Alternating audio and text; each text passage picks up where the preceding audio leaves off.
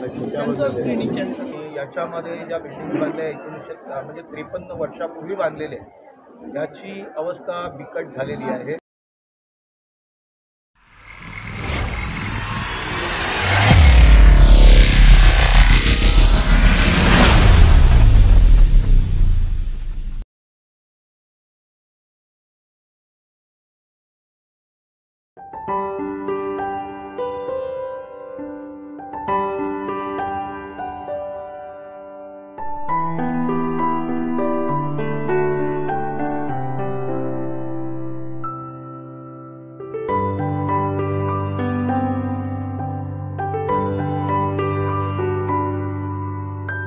संदर्भामध्ये त्यांच्या लोकसभा क्षेत्रामध्ये ज्या समस्या होत्या त्या संदर्भात एक बैठक घेतली होती.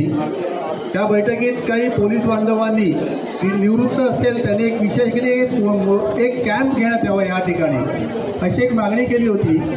आणि याची दखल तात्काळ रवींद्र वायकर साहेबांनी, खासदार त्यांनी घेऊन हा मेडिकल कॅम्पचं वैद्यकीय शिबिराचं आयोजन केलेलं आहे. पोलीस बांधवांसाठी वायकर साहेबांनी जे नियोजन केलेल्या सेवानिल हॉस्पिटल डॉक्टरांच्या माध्यमातून त्यांचा खरोखर सगळ्या कुटुंबियांनी लाभ घ्यावा आणि त्याचा संधीचा उपयोग करून घ्यावा. धन्यवाद. आजचा जो कॅम्प ऑर्गनाईज केला आहे तो वरोरा पोलीस स्टेशन वसाहतीसाठी हा कॅम्प आहे. तर एक सर्व महिला पोलीस वर्गांना माझी विनंती आहे की आपल्याकडे ब्रेस्ट कॅन्सर स्क्रीनिंगसाठी मशीन आहे, त्याचा लाभ सर्वांनी जास्तीत जास्त घ्यावा. कारण की ब्रेस्ट कॅन्सर हा भारतातला महिलांमध्ये होणारा नंबर 1चा कॅन्सर आहे.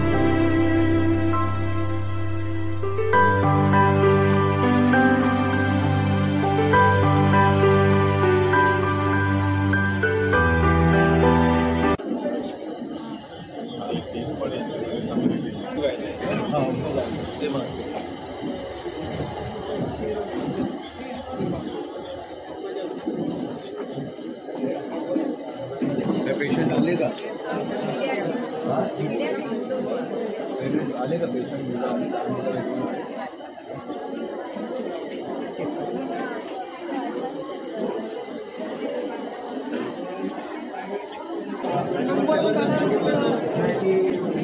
सगळ्यात आधी आपले दोनदा साहेबांनीच दिलं. पहिल्या ब्लड सुरुवात केली, सगळे लवकर आलो होतो. हो व्हेरी नाईस, चांगलं साईन आहे. कॅन्सर स्क्रीनिंग,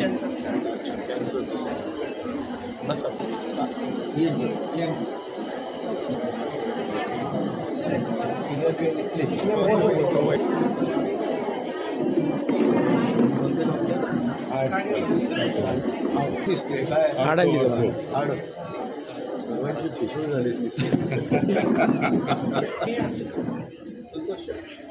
चाहिए ना कोई तो भाई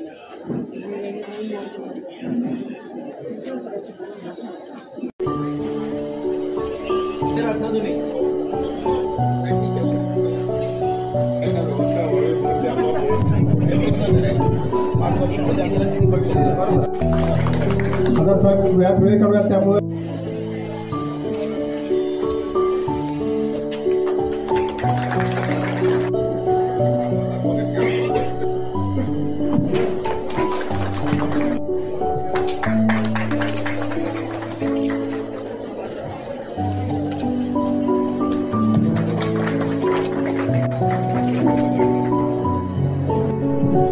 माननीय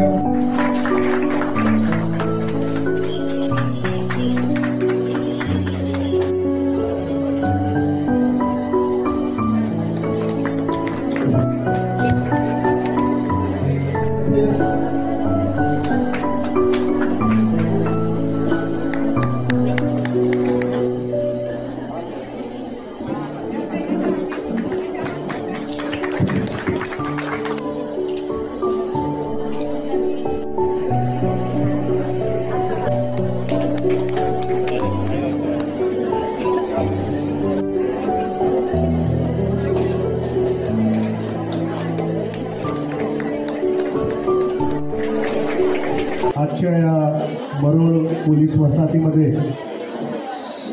पोलीस कर्मचारी आणि त्यांच्या कुटुंबियांची वैद्यकीय तपासणी याकरिता स्वतः व्यक्तिशः पुढाकार घेऊन आणि पाठपुरावा करणारे सन्माननीय खासदार श्रीयुत रवींद्रजी वायकर साहेब, या मरोळ आमचे वरिष्ठ अधिकारी आज या ठिकाणी सकाळी 9:30 वाजता आपण सर्व सेटअप केलेला आहे. परंतु हा वैद्यकीय आमची पार्श्वभूमी या ठिकाणी समजून घेणं खूप महत्त्वाचं आहे.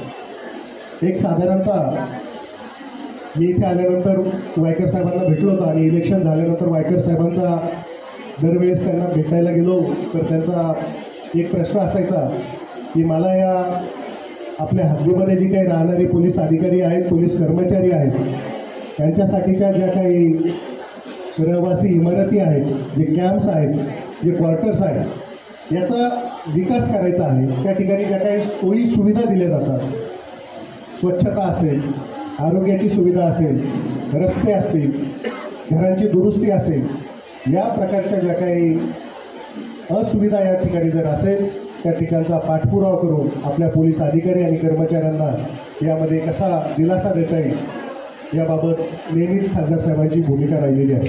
आणि या कॅम्पमध्ये केवळ वैद्यकीय तपासणी करणं इथपर्यंत, तपासणी करून थांबणं इथपर्यंत नाही आहे, तर कोणाला जर हाडांचा काही जर प्रॉब्लेम असेल तर त्याची एक्सरे तपासणी ही परत 7 हिल हॉस्पिटलमध्ये होणार आहे. त्याचा पाठपुरावा त्या ठिकाणी केला जाईल. या ठिकाणी जे काही तपासणी केल्यानंतर जी काही औषधं रिकमेंड केली जातील, इथं औषधांचा फ्री औषधांचा स्टॉल लावलेलाच आहे.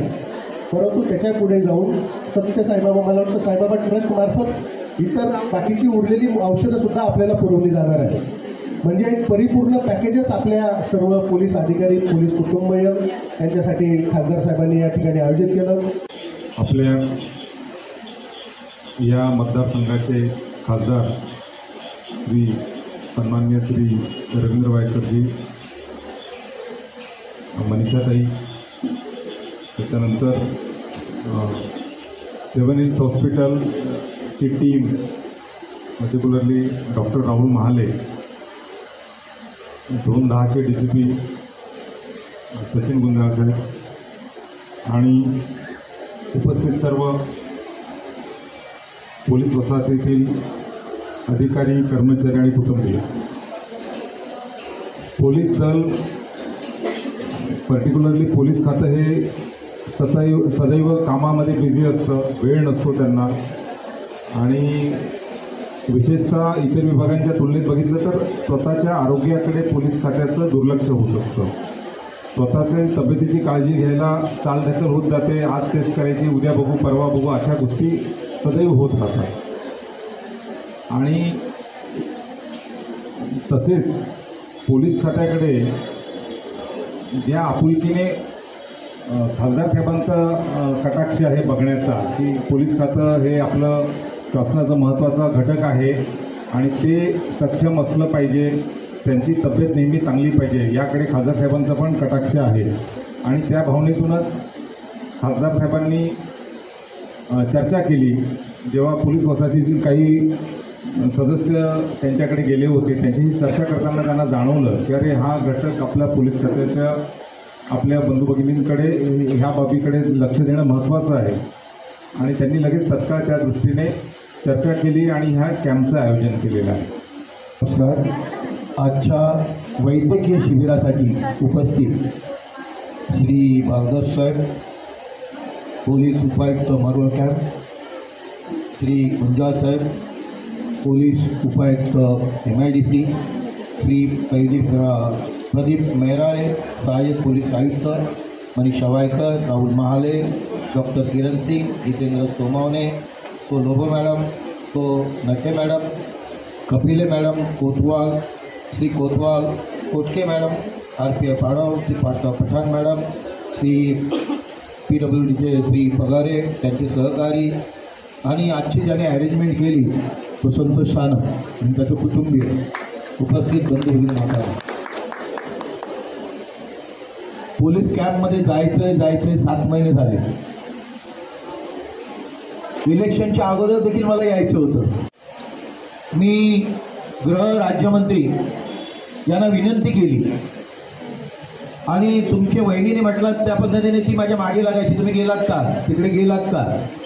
तर म्हटलं मी एक काम करतो, पहिलं मंत्र्यांनाच बोलवतो, त्यांच्याबरोबर चर्चा करू. आणि तिथं चर्चा करत असताना काही तुम्ही पॉईंट दिले होते, त्याच्यामध्ये मेडिकल कॅम्प आमच्या इथे काही सुविधा नसते असा ज्यावेळेला प्रश्न आला, स्वच्छतेचा ज्यावेळेला प्रश्न आला, त्यावेळेला मी म्हटलं तात्काळ आपण मेडिकल कॅम्प घेऊ आणि 3 दिवसामध्ये 3 ते 4 दिवसामध्ये आपण मेडिकल कॅम्प लावलेला आहे. त्यामुळे ह्या आणखीन चांगल्या सुविधा करायला पाहिजे होत्या, द्यायला पाहिजे होत्या, त्या मला देता आल्या नाही. परंतु याच्यानंतर मोफत चष्मे तुमचं संपूर्ण चेकिंग होऊन एक गाडी पाठवू आम्ही, त्याच्यामध्ये चष्म्याचं चेकिंग केलं जाईल आणि तुमच्या नंबराचे चष्मे प्रत्येकाला हे फ्रीमध्ये 2-4 दिवसामध्ये आपण देऊया. तो एक काम होऊन जाईल. त्याच्यामध्ये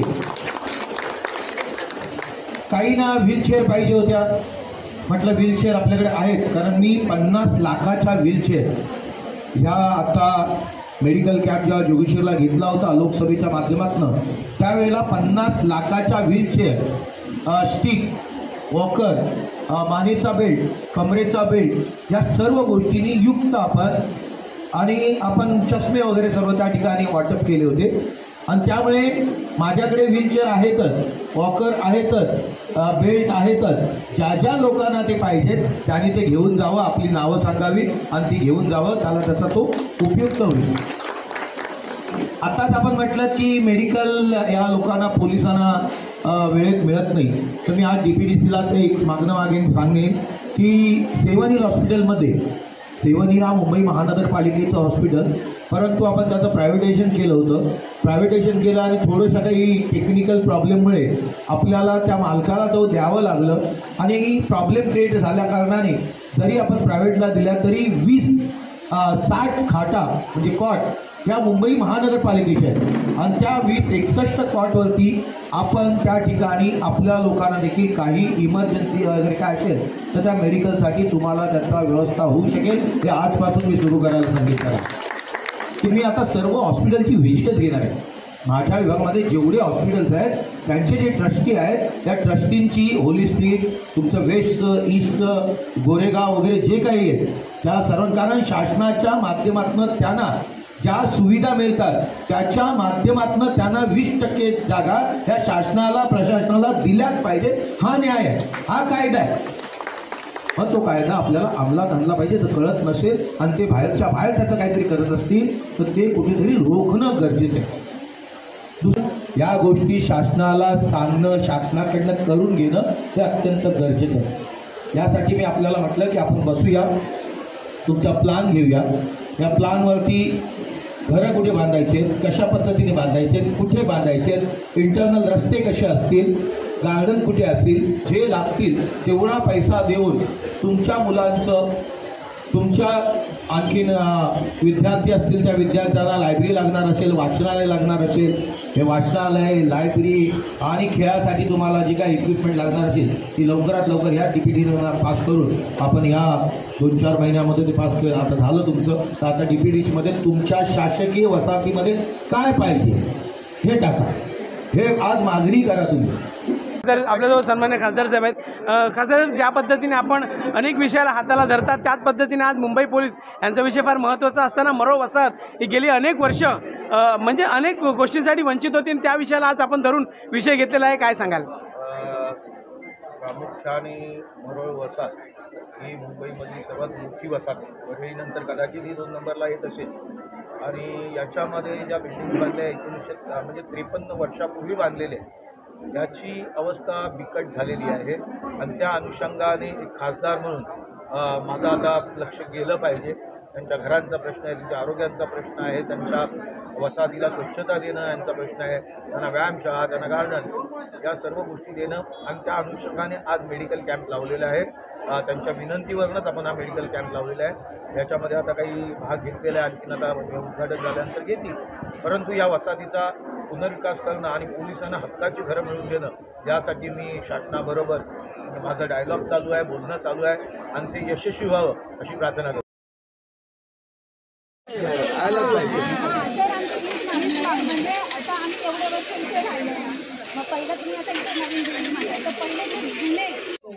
काय बांधलं? स्विमिंग टँक, हे स्विमिंग पूल मग हे आपल्या माडात झालं असणार हो. माडाकडून का असं राहिलं? मग आता करून घेऊया ना, लिहून ठेव रे बाबा. कुठे आमची वर्ष झाले ना काम करून, ते बघा तडा वगैरे गेले. 1 वर्ष पूर्ण हे टाकेच फुटले आहेत. पूर्ण गळत आहे ती, म्हणजे काहीच राहिलं नाही तिथं प्लॅस्टर.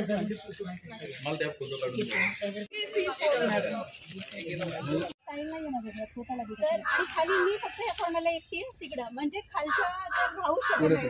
पावसाळ्यात त्यात पाणी येतं. ह्या सगळ्यांकडे मी 2 वेळा कंप्लेंट घेऊन गेले. पूर्ण पाणी